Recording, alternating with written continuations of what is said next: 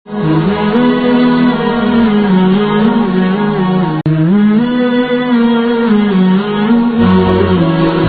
mungkin kajula pertanyaan ini mungkin kalau kajula, apa hukumnya nikah setelah hamil 2 bulan? Bagaimana pendapat Abu bila seorang istri melarikan diri dan si istri tersebut menikah lagi? Apa yang harus dilakukan si suami yang tinggal itu?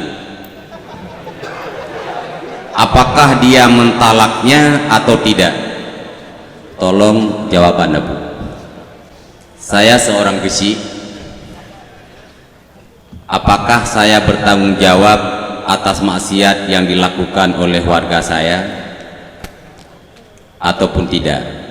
Seandainya memang saya bertanggung jawab, langkah apa yang saya lakukan supaya saya terlepas tanggung jawab dengan Allah Subhanahu wa taala? Tolong penjelasan dari Abu. Terima kasih. Hukum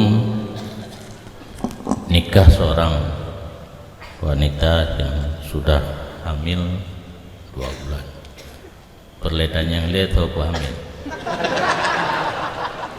Calon suami.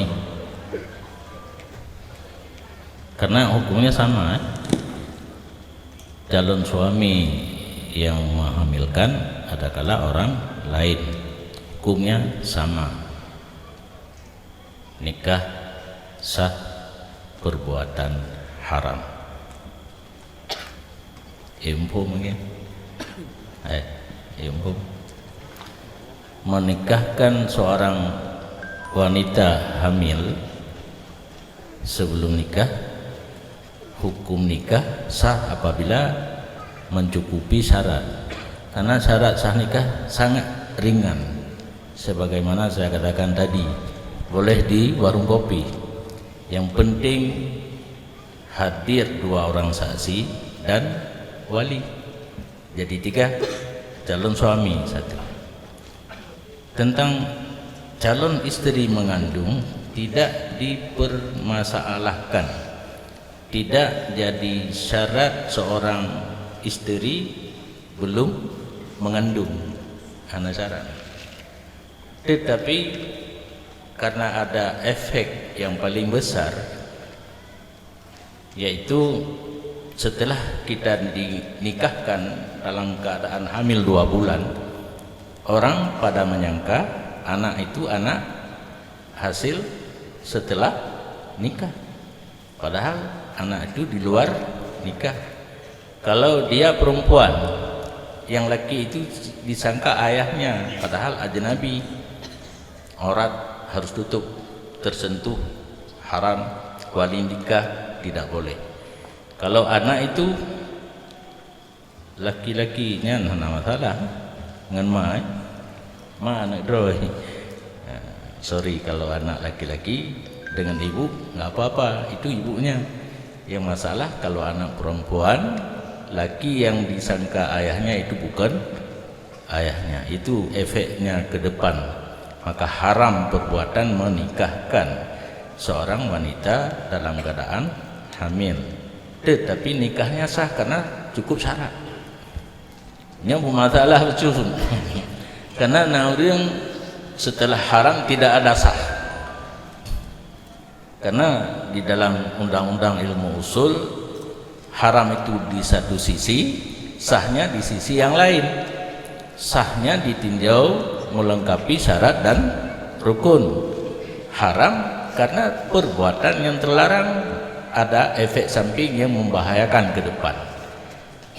Maka yang terlebih baik apabila dilaksanakan nikah tersebut harus diwasiat kepada sekampung, wasiat berantai. Artinya harus turun-temurun mewasiatkan bahwa apabila perempuan ini melahirkan anak, anaknya itu bukan anak suaminya, anak di luar nikah, supaya masyarakat tahu. Dari generasi ke generasi harus wasiat mewasiati. Kalau tidak, semua jadi dosa. Jadi yang dosa itu hanya wali dan saksi saat mengadakan nikah, dan calon suami apabila dia telah tahu karena perbuatan dia sendiri atau perbuatan orang lain, dia tahu calon istrinya sudah hamil 2 bulan. Demikian. Istri lari pun lari pagi apa lari? Kalau seorang istri meninggalkan suami, baik berjalan kaki, naik mobil, nggak usah lari lah. Hukumnya haram, nusyud, durhaka terhadap suami, gugur giliran. Kalau punya suami punya istri lebih dari satu, enggak ada berhak untuk giliran pulang kepada istri yang minggat dari rumah. Nusyud, gugur nafkah tidak wajib. Yang pertanyaan tadi, mana yang baik oleh suami, diceraikan ataupun tidak diceraikan? Ini terserah kepada suami. Apa bisa berbaik kembali? Kalau tidak bisa, ya alangkah baik diceraikan supaya istri ini halal bagi laki-laki yang lain yang mau kepada dia. Kalau tidak diceraikan sampai kiamat pun tetap istri dia. Ini yang jadi masalahnya.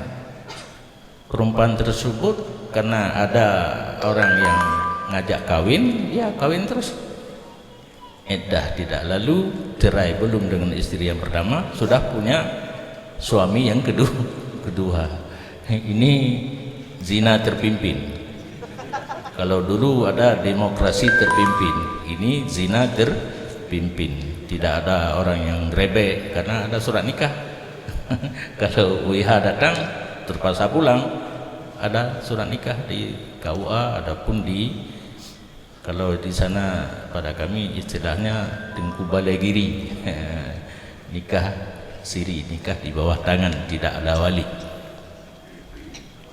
Ya.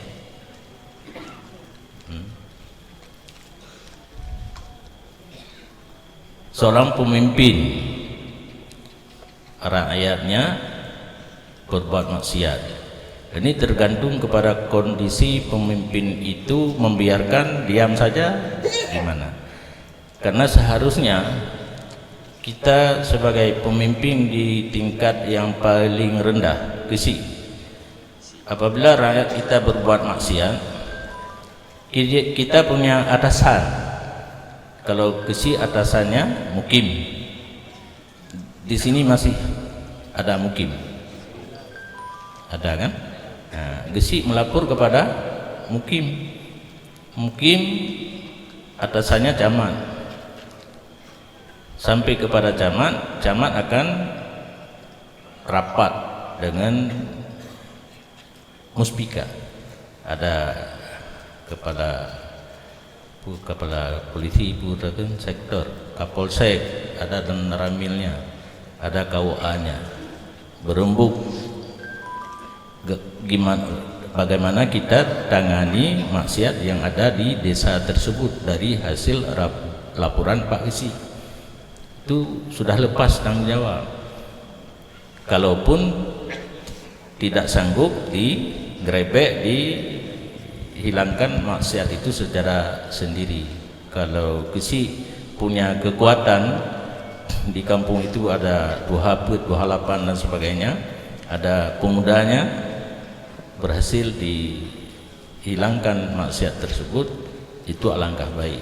Kalau tidak sanggup, jalurnya yang demikian, melapor kepada atasan sudah di tingkat kecamatan, sudah ada polisi, tentara dan camat serta KUA. Itu terlepas daripada tanggung jawab. Sebaliknya, kalau Gesi diam-diam saja, nunggu giliran, kadang-kadang nunggu dapat tunjangan daripada orang yang berbuat maksiat, itu ikut berdosa.